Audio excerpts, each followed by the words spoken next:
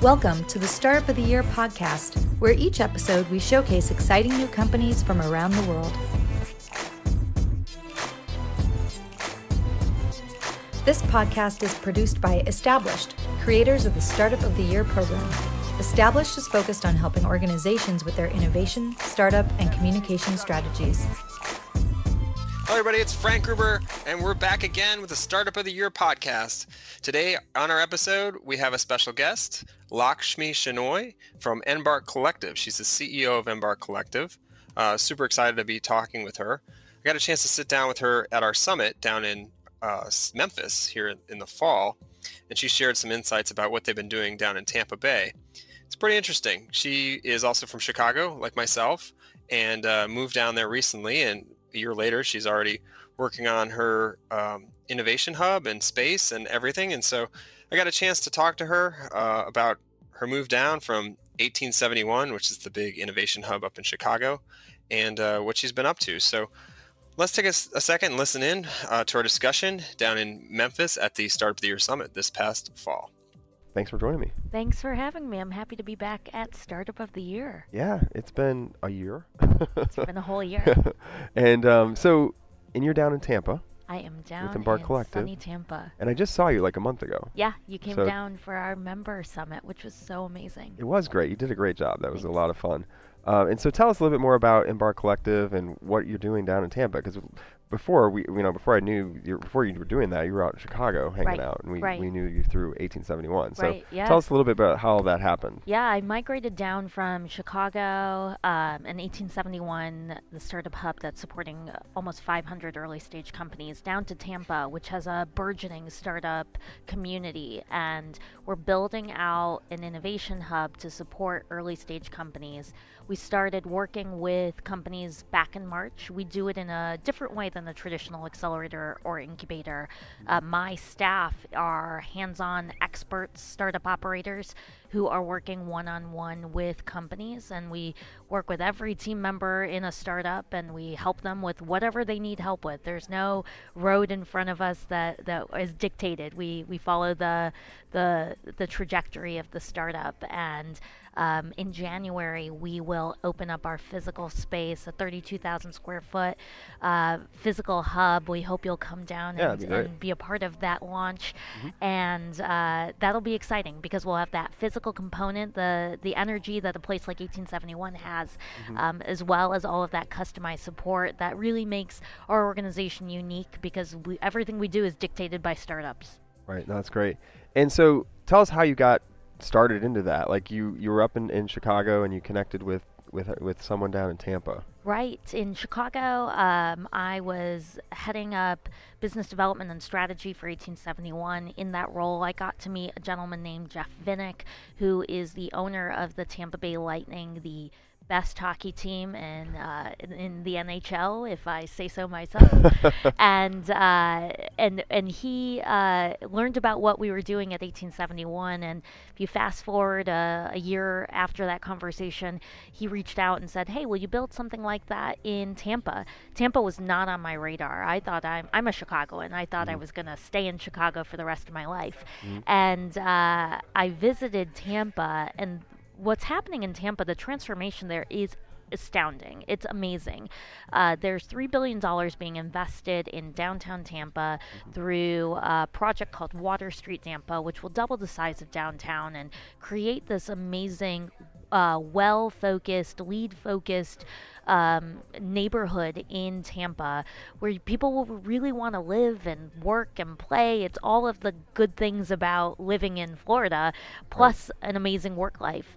And so the ask was, can you help with the startup side? Because startups have the best talent possible. They're people who believe in the impossible and who are willing to do the work to bring that to reality. Of course, the community wants to have a lot of builders like that, and so that's what we're working on in Tampa and at Embarc Collective, to bring all of those ingredients together and help amplify Tampa even further than what it is already. Right.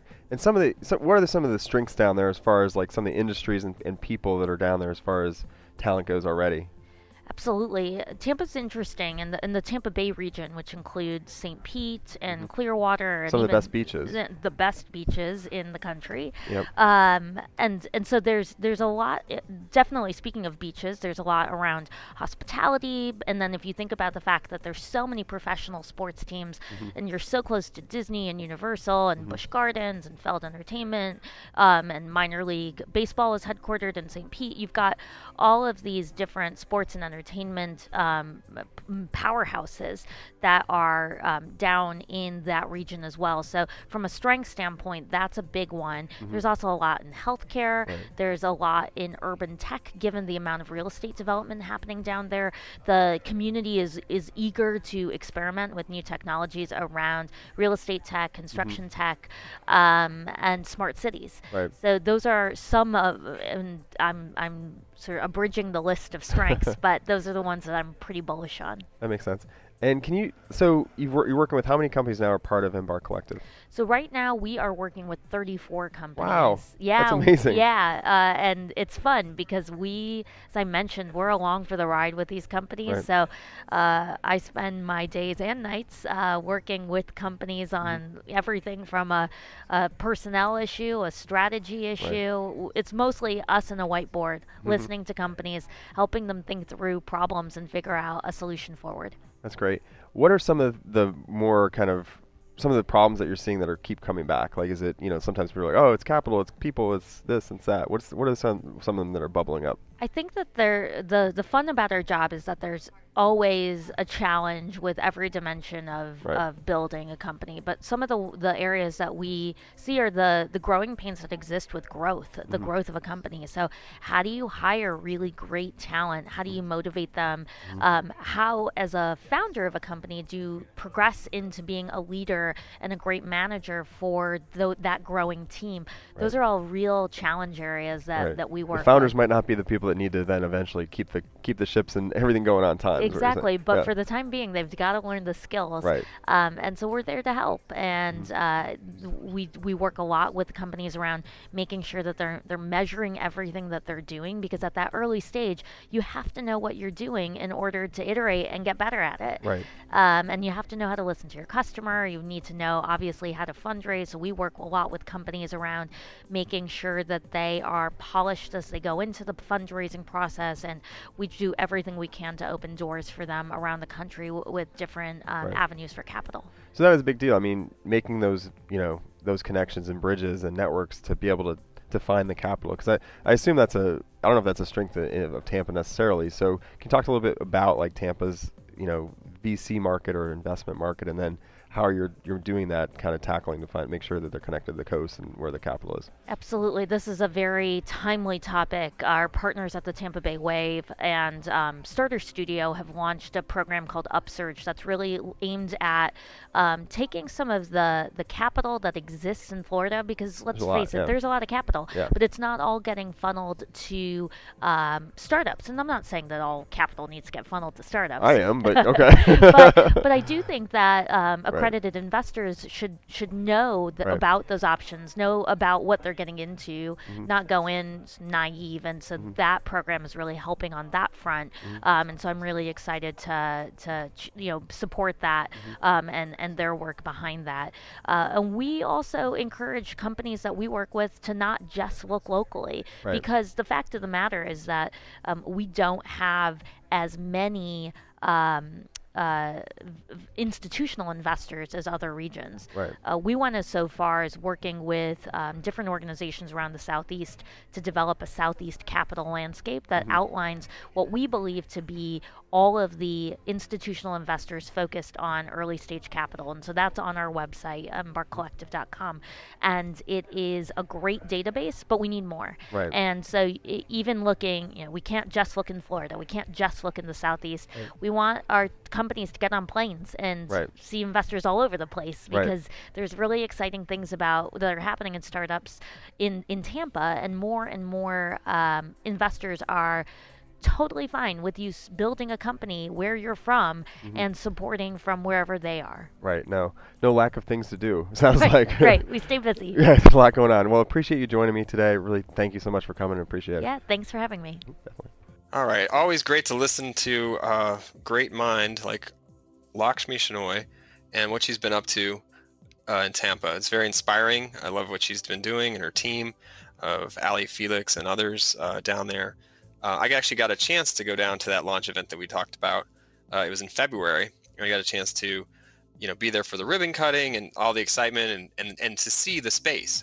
We got a chance to walk in the space prior because we'd been working on the consulting side with through Established in our consultancy since a year prior, or a year plus prior. So it's been really fun to watch. We were kind of initially brought in to help bolster the team, and then she went out and built the team, which is an amazing team of individuals down in Tampa. And so in the meantime, though, we were helping with different things like their first website launch and the branding, and before they even had a brand reveal. So super exciting to be a part of, and honored to have our team involved. It's been a great project for us, and now really great to see the launch event, see it all come together. So what it was an empty space, a pretty raw warehousey space in the Water Street district has been transformed into just a beautiful space for startups and entrepreneurs that can be working now from Tampa Bay. It's got its own little coffee shop, which actually also serves amazing food. And they've got about 43 companies, I think, right now. She had mentioned 32 at the time when we talked to her. It's really grown. And, it's been fun to watch and see where it's gone. And I was able to speak actually at the event down there and talk to a group of investors. So led a conversation about building, in the Southeast, and kind of an investor outlook in the Southeast. And it included folks like Anna Mason, a partner in Revolution and Rise of the Rest Fund out of DC, Chris Keller, the managing partner of NextGen Venture Partners down in Boston, which I'm actually also a venture partner of and have been involved with them since the beginning. And then it's also Ed Jean Louise, who's the partner at Tail Ventures, Venture Partners out of Los Angeles. And it was really interesting. I mean, we talked about, the direction in the rising cities. And just to be clear, the Southeast, is considered, like, from this perspective, Alabama, Florida, Georgia, Kentucky, Mississippi, North Carolina, South Carolina, Tennessee, Virginia, and West Virginia. And interestingly, 5.3% of 2018's venture capital funds found their way to that region. So 5.3% just to that region. There's that's a number of states. So I still feel like that's pretty low. And there's a big opportunity for a lot of growth there in startup investment and creation.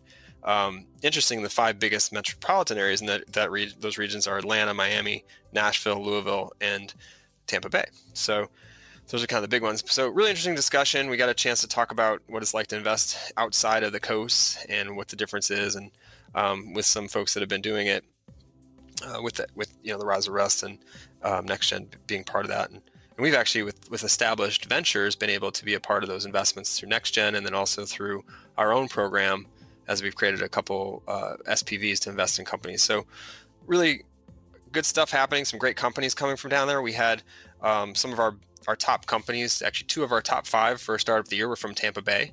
And so it was Fruitful, which has now been rebranded as Wherewithal, who's down there and working out of Embarc Collective, as well as Emertech, who's also from Tampa. So good stuff happening down in Tampa. I love Tampa. We talked about the beaches on the podcast there, but I'm serious. They do have some of the best beaches in the country, and great like live work kind of setup down there. So, and it's still early in housing prices and things haven't gone crazy yet. So still a lot of opportunity down in Tampa Bay. So love what they're doing down in Tampa.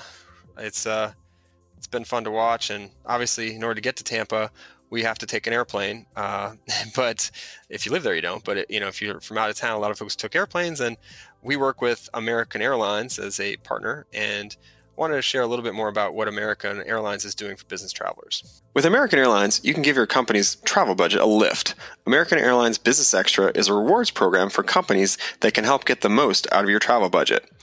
It's free to join with no minimum flight or spend commitments. The more you fly with American Airlines and their partners, the more Business Extra points you earn. Points can be redeemed for round-trip flights, cabin upgrades, Advantage Gold status, Admiral Club memberships, or passes. And your employees can continue to earn Advantage miles and your company earns business extra points at the same time. It's a win-win. Doesn't your business deserve something extra? And I did fly American Airlines to Tampa Bay, obviously, and had a great flight. And if you haven't checked out the Business Extra program, definitely give it a look. So thank you, American, and obviously love the way you've been able to get us around the country. Well, that's it for this interview in this episode of Startup of the Year podcast. I hope you enjoyed it. I hope you learned something about what's going on in Tampa Bay and kind of the opportunity down there for startups and businesses and investors. There's a lot going on and a lot of great stuff happening. And if you get a chance to go down there, go check out Embarc Collective in the Water Street District. It's all being backed by Jeff Vinnick, as Lakshmi mentioned. He's the owner of the Tampa Bay Lightning, and he's doing a lot of great stuff down there with that area and really transforming it as a real estate investor as well as a startup investor and a philanthropist. So great stuff. Glad that Lakshmi could join me, and hope you listen to this cast and learn something. And for those of you that are startup founders, keep starting up and don't give up, and hope you come back again and listen to us soon. Thanks for listening to the Startup of the Year podcast. Be sure to subscribe, and we'll be back with another episode soon.